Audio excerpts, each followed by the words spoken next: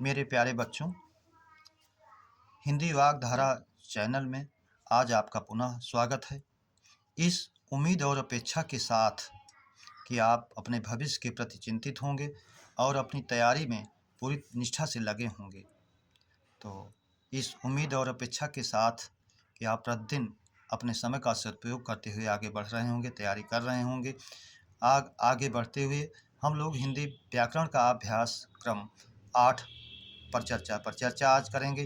तो आइए हम पहले प्रश्न की शुरुआत करते हुए, पहला प्रश्न हमारा, हिंदी भाषा में कुल कितनी लिपियां लिप चिन्ह हैं? जैसा हम जानते हैं, लिप चिन्ह और वर्ण एक दूसरे के पर्याय माने जाते हैं। इससे हम कहीं हिंदी लिपि की ओर, देवनागरी की ओर ना जाएं, बल्कि हमारे वर्ण कितने हैं, लिप चिन्ह कितने हैं, उस तरफ अपना ध्यान हम ले जाएं।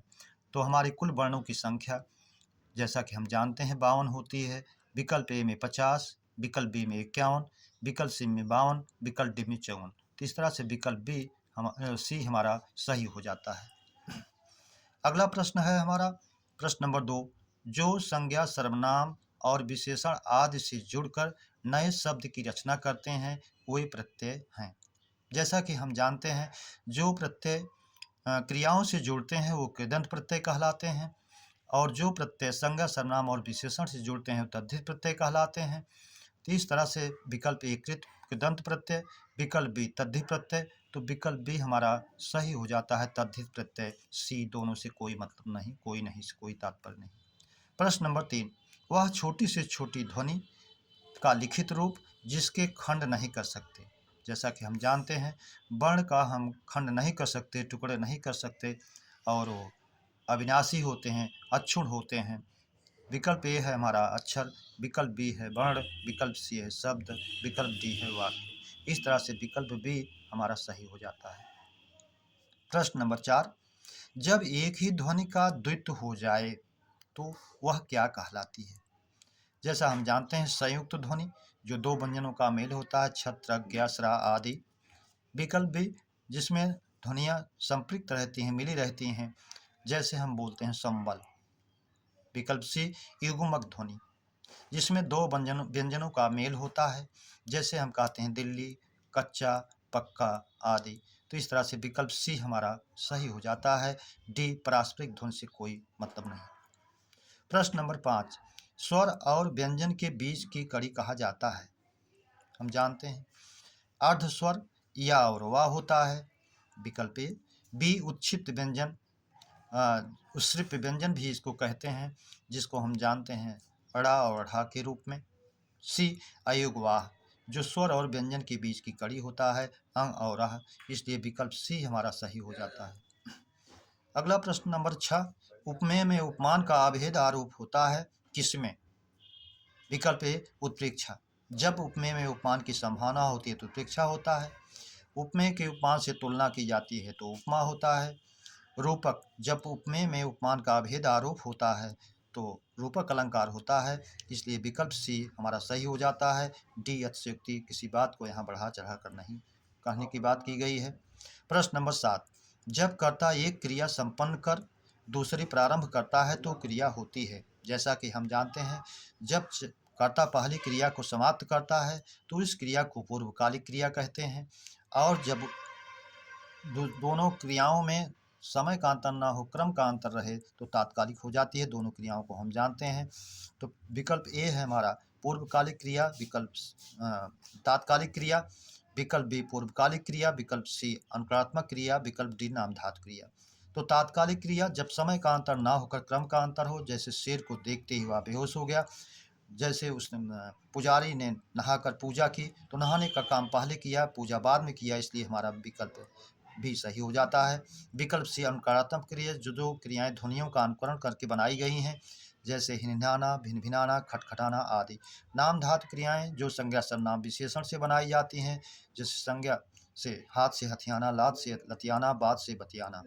सर्वनाम से आप से अपनाना, विशेषण ठंडा से ठंडाना, चमक से चमकाना, गर्म से गरमाना आदि। प्रश्न नंबर 8, कुल सर्वनामों की संख्या है। विकल्प ए 10, बी 11, सी 12, डी 13। जब हमसे सर्वनामों का प्रकार पूछे तो हम 6 बताते हैं, और जब संख्या पूछते हैं तो हम उनको काउंट करके 11 बताते हैं, इसलिए विकल्प बी हमारा सही हो जाता है 11।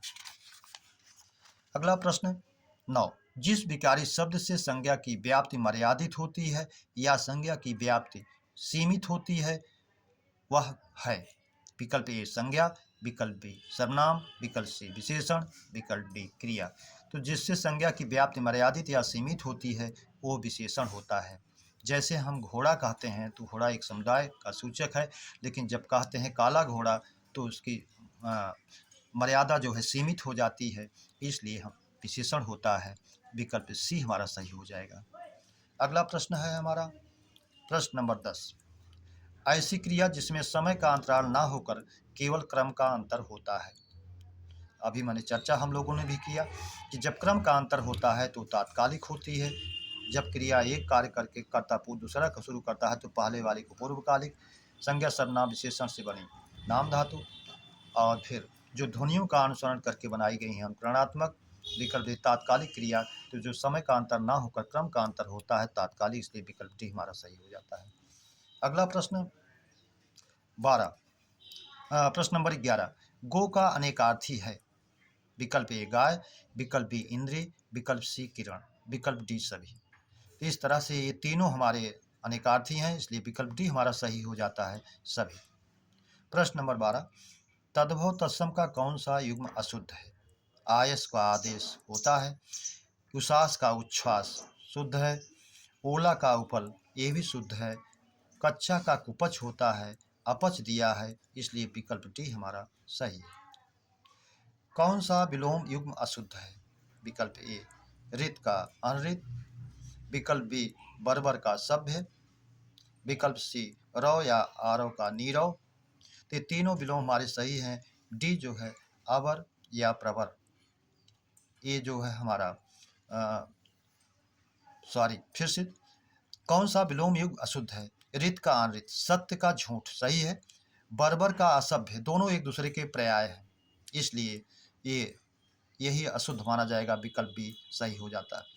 सी रव या नीरव, रव या आरव का पर्याय होता है आवाज।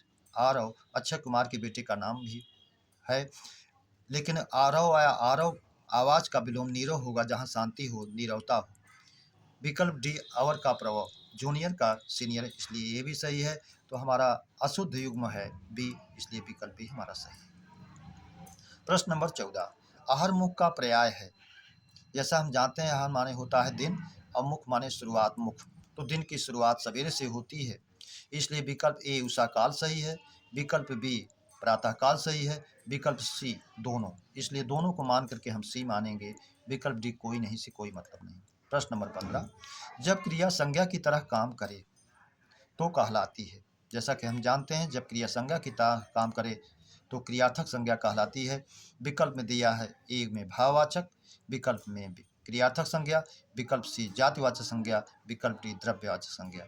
जब क्रिया संज्ञा की तरह काम करे, जैसे टहलना स्वास्थ्य के लिए लाभदायक है, इस तरह से वो क्रियार्थक संज्ञा हो जाएगी, इसलिए विकल्प भी हमारा सही हो जाता है।